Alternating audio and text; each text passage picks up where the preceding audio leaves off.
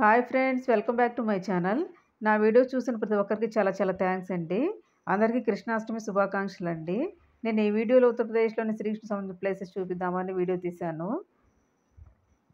ఇక్కడ చూపిస్తున్నాను చూడండి ఒక చెట్టు అయితే. ఈ చెట్టుకి సంబంధించిన స్టోరీ అయితే చెప్తానండి. శ్రీకృష్ణ వారు ఈ చెట్టు దగ్గర ఆటాడుకునేవారట గోపికలతోటి. ఆటాడుకుంటూ ఉండగా బంతొచ్చేసి యమునా నదిలో పడుతుందట. అది దగ్గరలోనే ఉంటుంది. యమునా నదిలో కాళీయుడు ఉండేవారండి. అతను విషపూరితమైన వాడనమాట.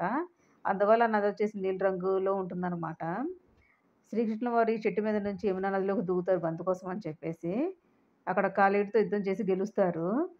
ఆ నది విషపూరితం అవ్వడం వల్ల అది బ్లూ కలర్, నీలి రంగు కలర్‌లో ఉండటం వల్ల ఆ కలర్ వచ్చేసి శ్రీకృష్ణుల వారికి వచ్చిందని చెప్పేసి అంటూ ఉంటారండి. ఇదొక కథనం. చూడండి ఆ చెట్టు అయితే చూపిస్తున్నాను. ఈ శ్రీకృష్ణుల వారి పాదాలండి. ఆ చెట్టు చూడండి ఇప్పటికి కూడా ఎట్లా ఉందో.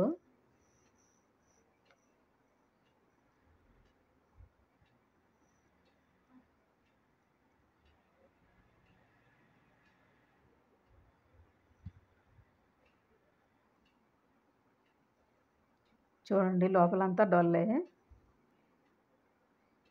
విష్ణుమూర్తి యొక్క అవతారాల్లో శ్రీకృష్ణ అవతారం వచ్చేసి 8వ అవతారం అండి.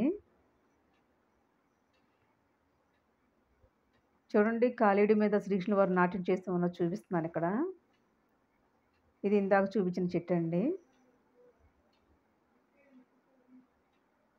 శ్రీకృష్ణుల వారి పాదాలండి. శ్రీకృష్ణుల వారు వచ్చేసి 8 అడుగుల 5 అంగుళాలు ఉండేవారటండి. ఇక్కడ చూపిస్తున్నాను చూడండి మరో చెట్టు అయితే.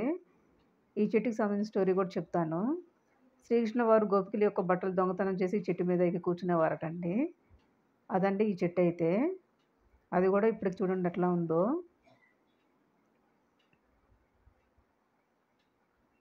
పదహారు మంది గోపికలు ఉండేవారటండి. అందులో 9 మందికి మంచి ఇంపార్టెన్స్ ఉందండి గోపికలకైతే. ఇక్కడ చూపిస్తున్నాను చూడండి ఇస్కాన్ టెంపుల్ బృందావన్‌లో. ఇది శ్రీకృష్ణ బలరాం టెంపుల్ అని కూడా అంటారండి. శ్రీకృష్ణుల వారు, బలరాముల వారు ఇక్కడొచ్చేసి ఎక్కువసేపు స్పెండ్ చేసేవారంట గోవుల్ని కాచుకుంటూ.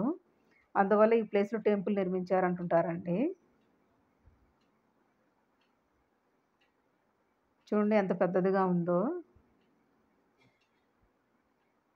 చాలా బావుంటుంది గూడండి టెంపుల్ అయితే మాత్రం.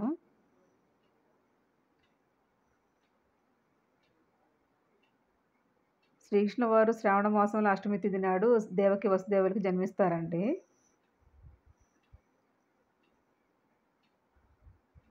నేను ఇందాక చూపించాను చూడండి చెట్లు. అక్కడికి ఇక్కడికి 5 కిలోమీటర్స్ రేడియసేనండి. చూడండి టెంపుల్ వ్యూ అయితే చాలా బాగుంది గదా!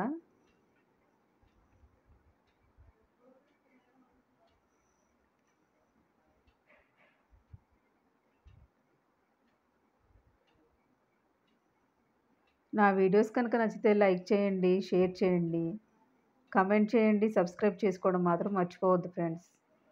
టెంపుల్ వ్యూ అయితే చూసేయండి.